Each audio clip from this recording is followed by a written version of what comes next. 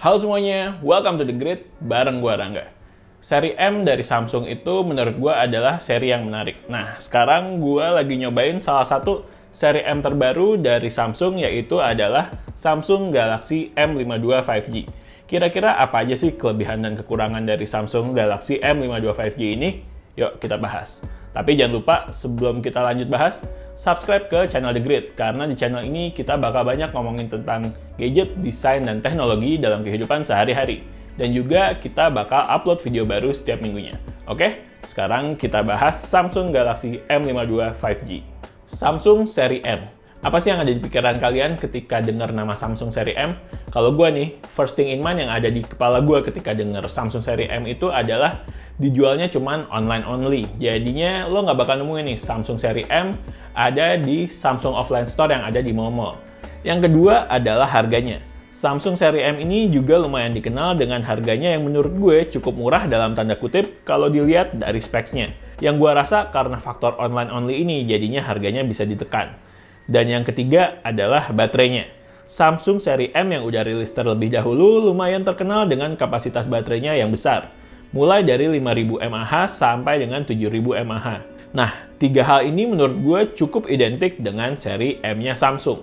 Terus gimana dengan Samsung Galaxy M52 5G ini? Nah, Samsung Galaxy M52 5G ini tetap ngebawa ciri khas seri M yang udah gue sebutin sebelumnya. Tapi juga dengan beberapa hal baru, kayak connectivity 5G. Yang dimana Samsung Galaxy M52 5G ini adalah smartphone 5G pertama di seri M.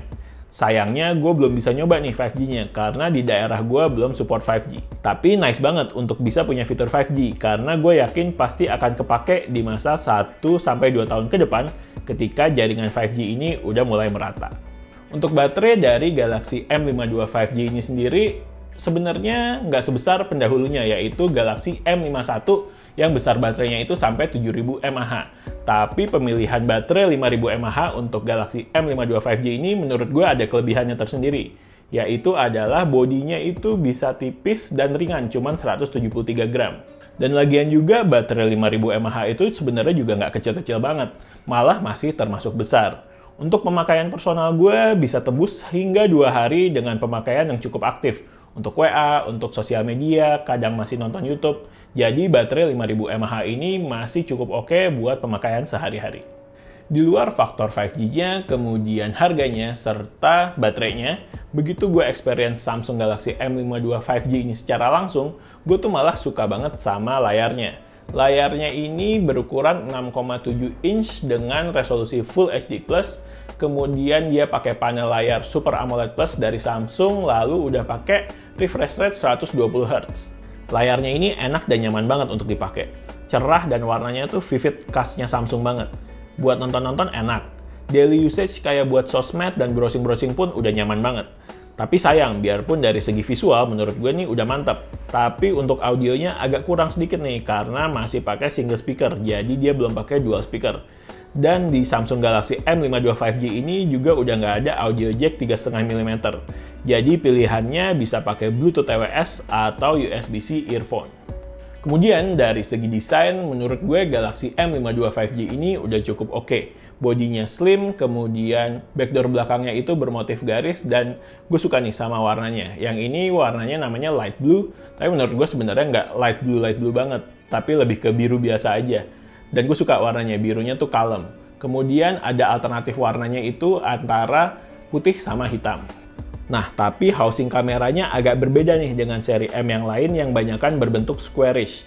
Galaxy M12, Galaxy M22, Galaxy M32, dan Galaxy M62 semuanya bentuk housing kameranya itu squarish karena mereka memiliki 4 kamera.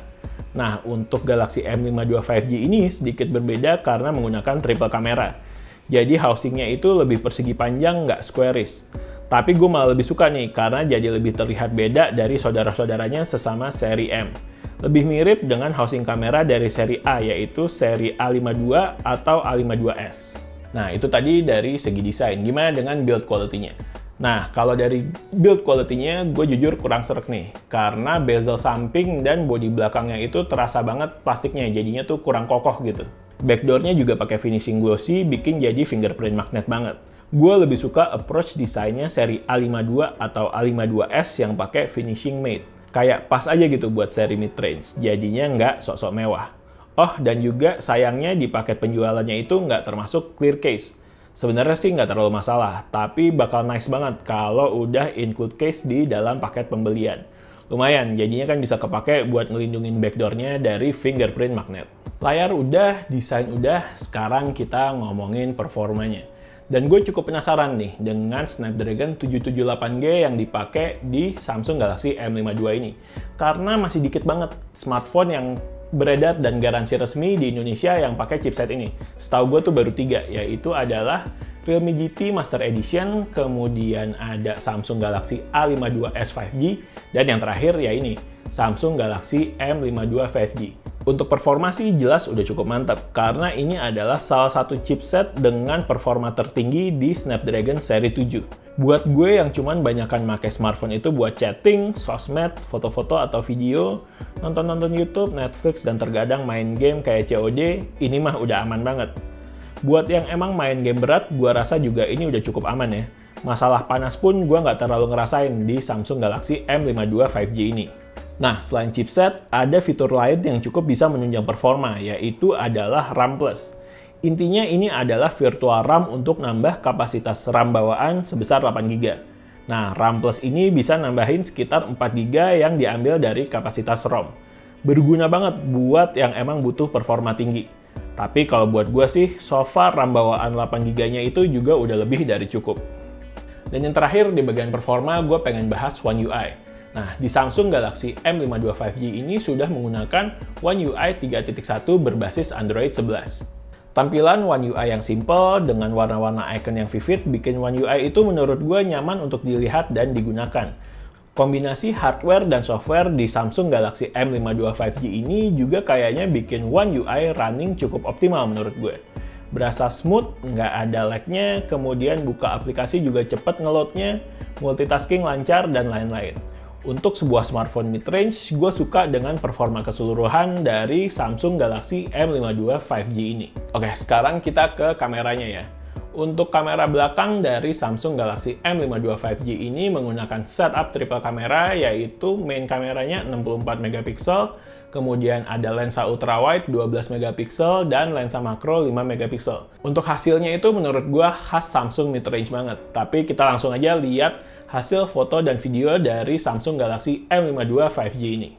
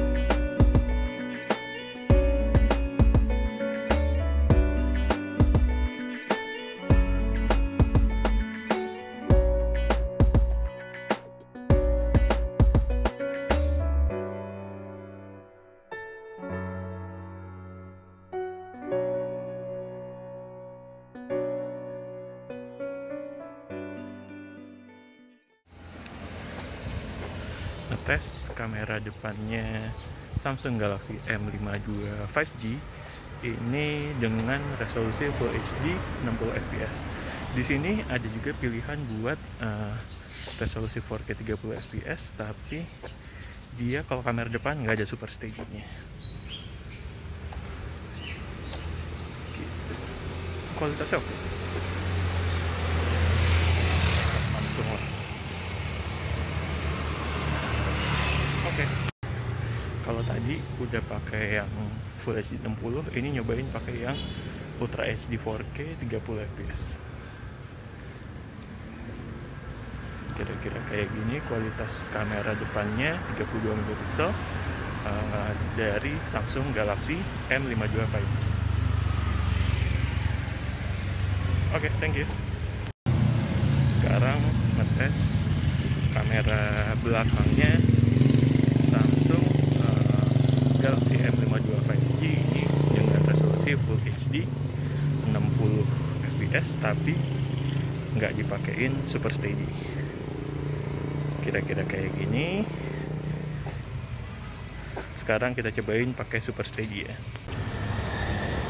Oke, ini kita cobain pakai Super Steady mode. Tapi kalau pakai Super Steady itu lock di Full HD 30 fps. Nggak tahu kalau pakai Super Steady gue ngerasa kayak ada apa ya, jitter, kayak ada agak sedikit kayak ada stutter gitu. Oke. Sip. Oke, sekarang nyoba kamera belakangnya Samsung Galaxy M52 5G. Ini pakai resolusi Full HD 4K 30 fps. Nah, kalau di kamera belakang ini kita bisa pakai ultra wide, pindah-pindah ke lensa utama sama zooming. Kita langsung diaplikasikan pada saat ngerekam gitu. Tapi ini Super Steady-nya nggak on ya, jadi OIS-nya nggak jalan, masih shaky. Sekarang kita coba yang Super Steady-nya on. Nah, ini kamera belakangnya Samsung Galaxy M52 kalau fitur Super Steady-nya on. Nah, tapi kalau fitur Super Steady-nya on itu resolusinya terbatas di Full HD 30 fps sama lensanya nggak bisa pakai selain lensa kamera utama. Tapi jadi smooth sih videonya. Oke, sekian tes kamera dari tes video kamera dari Samsung Galaxy M52 5G. Oke. Overall, dengan fitur-fitur yang dibawa oleh Samsung Galaxy M52 5G ini menjadi smartphone yang sangat menarik untuk di kelasnya karena serba 5, yaitu punya dukungan 5G, lalu baterainya 5000 mAh, serta harganya yang ada di kisaran 5 jutaan, yaitu untuk harga PO 4.999.000 dan untuk harga normalnya nanti di 5.399.000. Jadi masih ada di range 5 jutaan. Nah, kemudian buat yang nyari alternatif dari Samsung Galaxy A52s 5G, tapi mungkin nggak terlalu butuh dengan IP rating, lalu nyari layar yang lebih besar, kemudian nyari juga baterai yang lebih besar, Samsung Galaxy M52 5G ini bisa dijadikan pilihan yang pas. Oke, sekian video dari The Grid. Like kalau emang suka videonya, kemudian subscribe ke channel YouTube kita juga, dan follow Instagram kita di thegridco.id. The Grid sign out. Bye.